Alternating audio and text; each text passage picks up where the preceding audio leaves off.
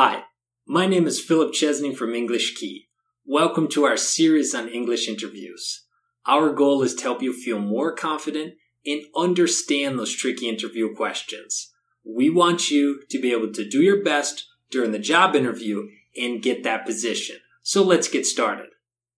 Okay, so let's move on to our tip of the day. What are your hobbies?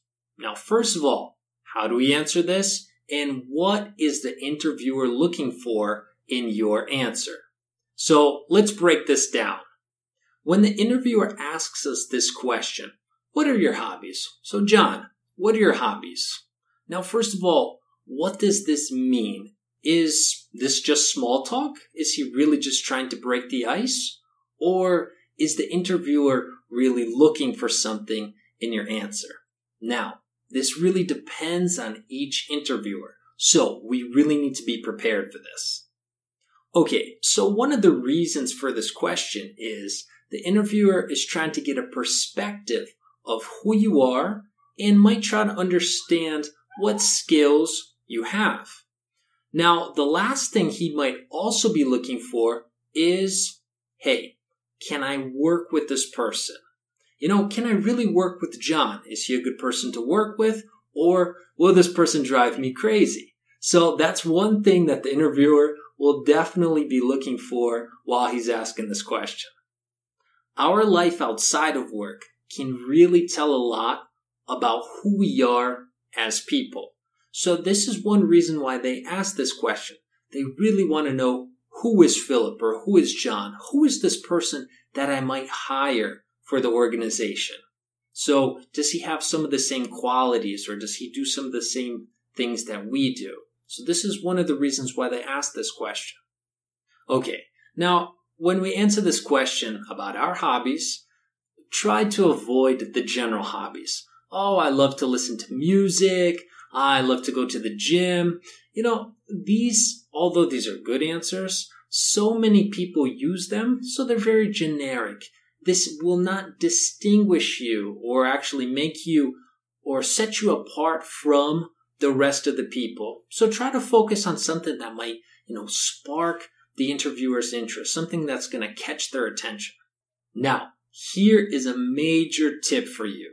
When you pick a hobby that adds value to the position. So let's look at the first one here. I play soccer 3 times a week. We won the state championship last year. Now, what does this really mean to the interviewer? This could mean that, okay, it might be a competitive guy.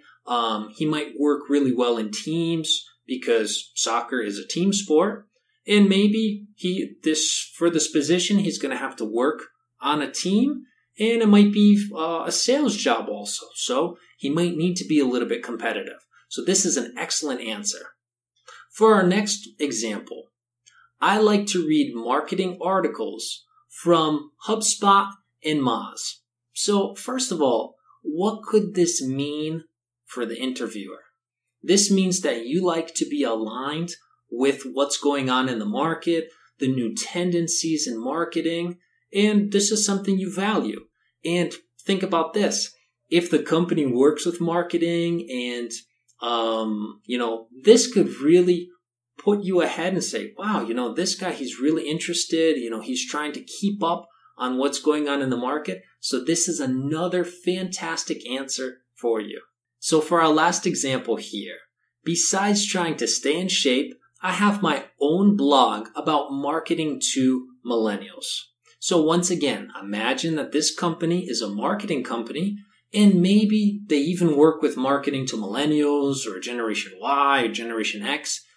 They might be really interested in receiving your input about this specific group. So this is another great answer about what your hobby is. Okay, and for the last tip of the day, be prepared to back up your answer. So sometimes you're going to talk about a hobby or something you do. Don't be surprised if the interviewer says, so why do you do this? Or tell me a little bit more about it. Sometimes they're skeptical, or sometimes they're just a little bit curious. So be prepared to tell them a little bit more, and you might even tell a story. Remember, stories stick. People normally remember stories, so that's another great way to tell it.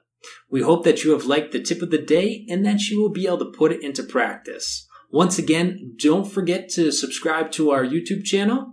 I'm Philip Chesney, and you can also find us on EnglishKey.com. Thanks again, and I'll see you next week.